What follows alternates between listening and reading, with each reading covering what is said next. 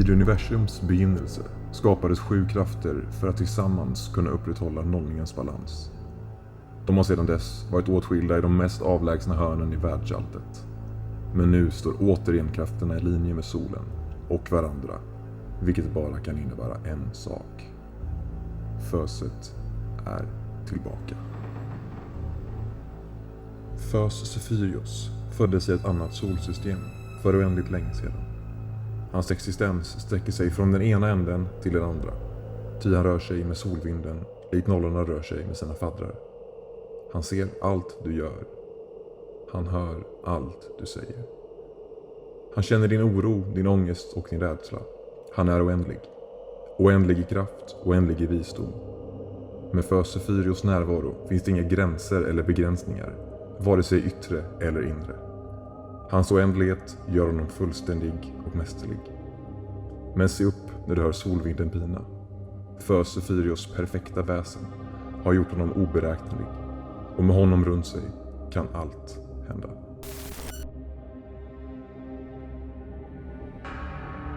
När solens strålar för första gången kom över horisonten landade dessa på en varelse som vid första anblick kunde uppfattas som vänlig och varm.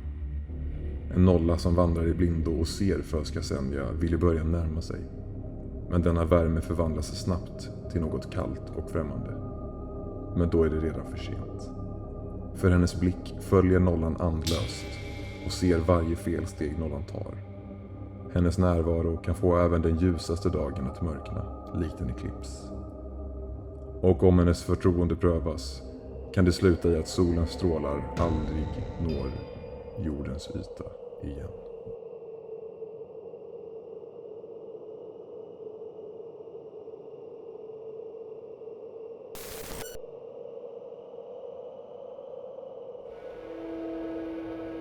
Vid varje soluppgång nalkas en ny dag. Då ser man Fös Aisha och hennes skönhet i horisonten. Med sin gästvänlighet tros hon vilja värna om alla nya nollor och välkomna dem till en nollning under solen. Men där har ni fel. Fös Aisha visar ingen nåd. Under hennes skönhet och givmildhet döljer sig en vildsint hämndlystnad. Hon är här för att döma alla dina handlingar. Alla. Ingenting kan skydda dig mot hennes omdöme. Hon är hård och känslokall och dömer inte dig för att få ära eller berömmelse från de andra i föset, utan för att det är hennes plikt gentemot nollningen.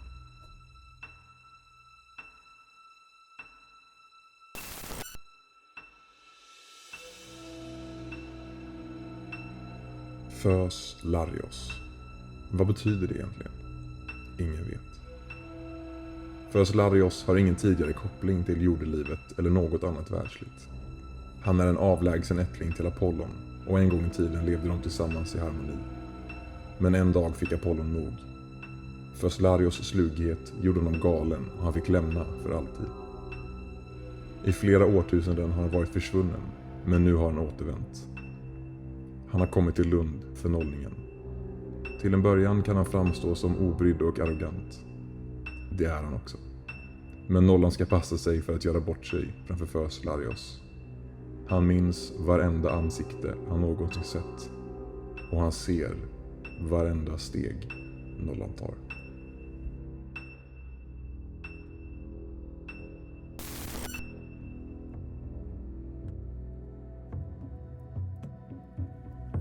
Mellan trädtopparnas kronor och på alla vattnens ytor visar sig skimret av Fös Destiras sinnelag.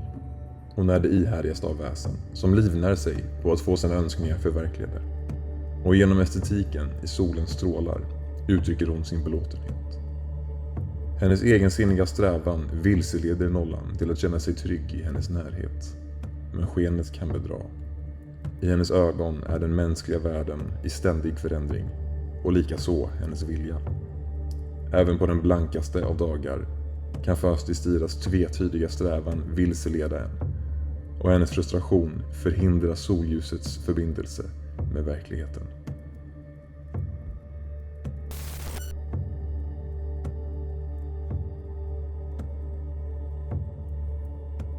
Ingen sol utan mörker. Ingen nollning utan Fös Iktus. Ryktet säger att Ictus skapades i 2 galaxers sammanslagning. Mellan den surrealistiska himlen och kosmos. Men ingen vet säkert. Ingen som någonsin har frågat har återvänt levande. Ictus är universums ultimata krigare och bödel. Med solens strålar synar Ictus nollorna. Och han kan med sin obarmhärtiga vilja se till att fösets rättvisa skipas.